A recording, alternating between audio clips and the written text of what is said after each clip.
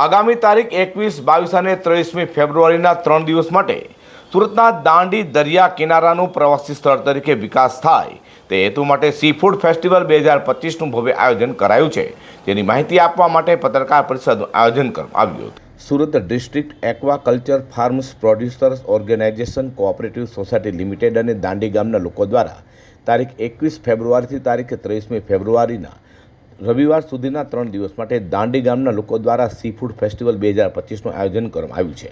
દાંડીના દરિયા કિનારાનો વિકાસ થાય અને સહેલાણીઓ દાંડી ખાતે ફરવા આવે તે માટે આ સી ફૂડ ફેસ્ટિવલનું આયોજન કરાયું છે. તો આ સી ફૂડ ફેસ્ટિવલ અંગે માહિતી આપવા માટે પત્રકાર પરિષદનું આયોજન સુરત શહેરના અડાજણ સ્થિત પટેલ પ્રગતિ મંડળની વાડી ખાતે કરવામાં આવ્યું હતું, જેમાં કુણાલ સેલરે વધુ માહિતી આપી હતી.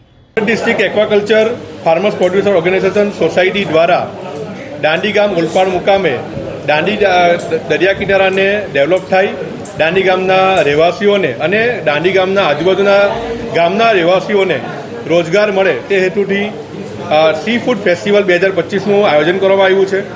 આ કાર્યક્રમમાં આપણા ગુજરાત સરકારના મંત્રી શ્રી મુકેશભાઈ પટેલના વરદ હસ્તે આ કાર્યક્રમનું ઓપનિંગ જે ખુલ્લો મુકાશે. આ કાર્યક્રમમાં સુરત લોકસભાના સાંસદ મુકેશભાઈ દલાલ અને મત્સ્ય ઉદ્યોગ સાથે સંકળાયેલ જે અધિકારીશ્રીઓ આ કાર્યક્રમમાં હાજર રહેવાના છે.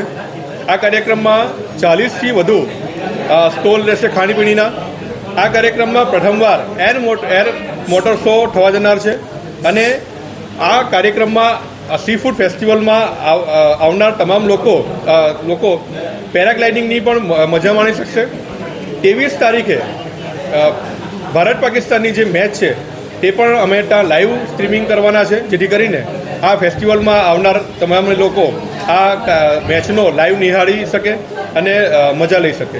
Surat district aquaculture farms producers organization cooperative society limited અને દાંડી ગામના લોકો દ્વારા યોજાનારા આ સી ફૂડ ફેસ્ટિવલમાં સુરતીઓને પધારવા આમંત્રણ આપવામાં આવ્યું છે.